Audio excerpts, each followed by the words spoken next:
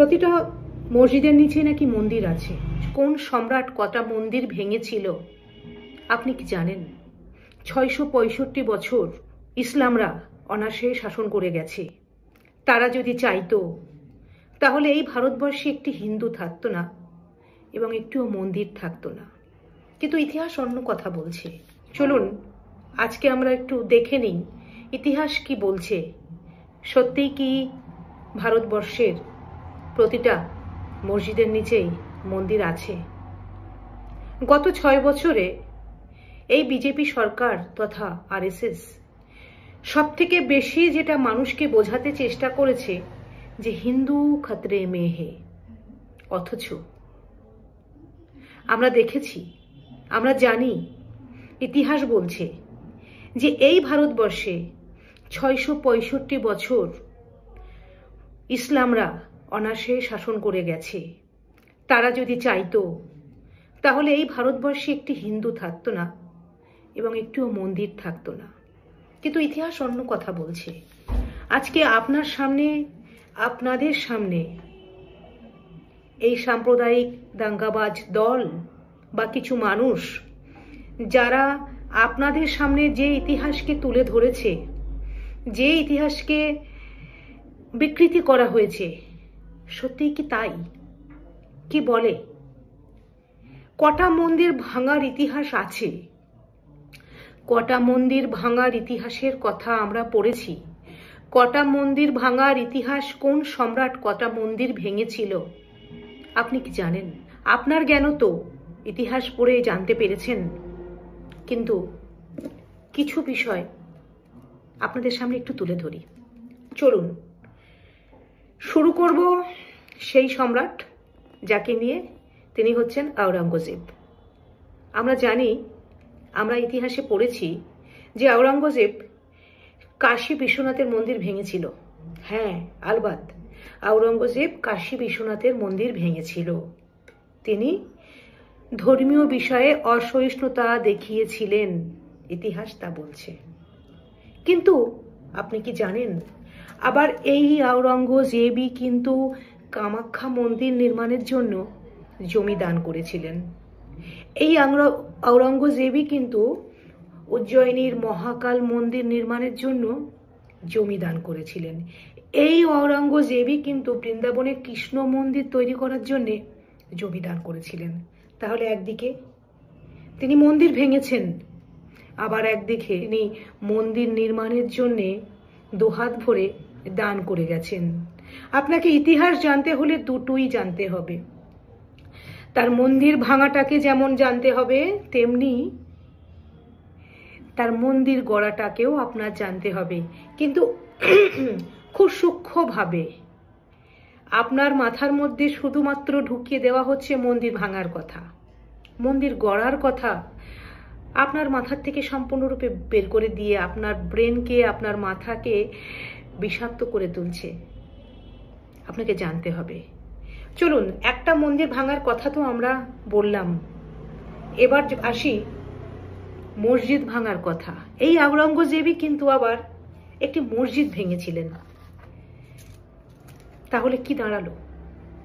তিনি একদিকে মসজিদও ভেঙেছেন, আবার তিনি মন্দিরও ভেঙেছেন। এই মসজিদ ভাঙার জন্যে একদিকে ইতিহাস কিন্তু বলছে তিনি যে মসজিদ ভেঙেছিলেন, কোন মসজিদের কথা চলুন জেনে নিই। ভোলকুন্ডার রাজা তাংসিং প্রচুর ধনরত্ন একটি মসজিদের মধ্যে জমা করেছিলেন এবং আওরঙ্গজেবকে খাজনা দিচ্ছিলেন না। তাই তিনি সেই মসজিদকে ভেঙে লুট করেছিলেন। এই মসজিদ ভাঙার কথা তো আমরা ইতিহাসে পড়েছি, আবার মন্দির ভাঙার কথাও আমরা ইতিহাসে পড়েছি। তাহলে কি দাঁড়ালো? আওরঙ্গজেব একদিকে যেমন মন্দির ভেঙেছিলেন, এই আওরঙ্গজেব যিনি মুসলিম হয়ে ধন সম্পদ লুট করার জন্যে এবং ভোলকুন্ডার রাজা তাংসিং তাকে খাজনা না দেওয়ার জন্যে তিনি কিন্তু একই সাথে মসজিদও ভেঙেছিলেন। এই আওরঙ্গজেব দুহাত ভরে দান করেছেন, প্রচুর মসজিদ নির্মাণ করেছেন। এই আওরঙ্গজেব কিন্তু মন্দির নির্মাণের জন্য প্রচুর জমি দান করেছিলেন। ইতিহাস এটা বলছে। আসলে সত্যি কথা বলতে কি, যে বিষয়টাকে এখন ধর্মীয় দৃষ্টিকোণ থেকে মানুষকে দেখানো হচ্ছে, মানুষকে বোঝানো হচ্ছে, মানুষের মস্তিষ্ককে বিষাক্ত করা হচ্ছে, অ্যাকচুয়ালি সেই আমলের রাজারা তারা কিন্তু বিষয়টাকে ধর্মীয় দৃষ্টিকোণ থেকে দেখতেন না। তাদের লক্ষ্য ছিল অর্থ, প্রতিপত্তি, ক্ষমতা এবং সম্পদ বাড়ানোর জন্যে। তাদের শাসনকালে তারা ধর্মে আঘাত দেওয়ার জন্যে কিন্তু এগুলো করেননি। যদি করতেন তাহলে 665 বছরের রাজত্বকালে ভারতবর্ষের বুকে একটাও মন্দির থাকতো না। তারা যদি মনে করতেন যে জোর করে কোনো হিন্দুকে মুসলিম ধর্মে রূপান্তরিত করবেন, মুসলিম ধর্মাবলম্বী করবেন, তাহলে ভারতবর্ষের বুকে একটাও হিন্দু থাকতো না। তাহলে আজকে এই উগ্রবাদী, এই চরম হিন্দুত্ববাদ যে ইতিহাসের কথা আপনাকে বলছে, যে ইতিহাসের কথা বলে আজকে মুসলিমদের মসজিদগুলো ভাঙার চেষ্টা করছে, এটা অত্যন্ত নিন্দাজনক, অত্যন্ত দুর্ভাগ্যজনক।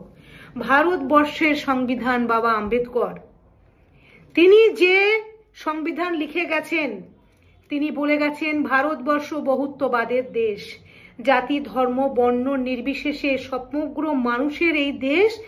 যে যার ধর্মচারণের ক্ষেত্রে তার উপাসালয়ে গিয়ে ধর্মচারণ করবে, সেই স্বাধীনতায় হস্তক্ষেপ করার অধিকার কারণেই কিন্তু আমরা দেখছি যে আজকে মসজিদের ইমামকে আজান দেওয়ার অপরাধে সে নাকি শব্দের সর্বোচ্চ সীমাকে লঙ্ঘন করেছে। কিন্তু আমরা জানি যে একটা আজান কতটা সীমার মধ্যে থাকতে পারে, সেটাকে ইস্যু করে একটা গরিব মসজিদের ইমামকে অ্যারেস্ট করা এবং তাকে 2 লক্ষ টাকা জরিমানা করা। এই ভারতবর্ষর কথা তো আমাদের আম্বেদকর বাবারাও আম্বেদকর বলে যায়নি? এই সংবিধানের কথা কি আমাদের বাবারা আম্বেদকর বলে যায়নি? ভীমরাও আম্বেদকর বলে যায়নি? তাহলে কেন আজকে প্রতি ক্ষেত্রে আপনাকে প্রমাণ দিতে হচ্ছে? চলুন, ভারতবর্ষে যখন ব্রিটিশদের বিরুদ্ধে প্রথম যুদ্ধ ঘোষণা করেছিলেন, তিনি আর কেউ নন, তিনি ছিলেন সম্রাট টিপু সুলতান। আজকে সারে জাহাঁ সে আচ্ছা হিন্দুস্তান হামারা, এটা কার লেখা আপনি কি জানেন? আজকে যে ভারতবর্ষের তেরঙ্গা পতাকা, তার প্রথম ডিজাইন কে করেছিল আপনি কি জানেন? যে ভারতবর্ষের মাটিতে মুসলিমরাও সমানভাবে রক্ত বইয়ে দিয়েছিল এই ভারতবর্ষকে স্বাধীন করার জন্যে, এখনো আপনি দিল্লি গেটে, ইন্ডিয়ান গেট যেটাকে বলে, সেখানে গেলে আপনি দেখতে পারবেন যে কত সংখ্যক মুসলিম আছে সর্বোচ্চ দেশের জন্যে যদি রক্তের বন্যা বইয়ে দিয়েছিল, সেই সম্প্রদায়ের নাম হচ্ছে মুসলিম সম্প্রদায়।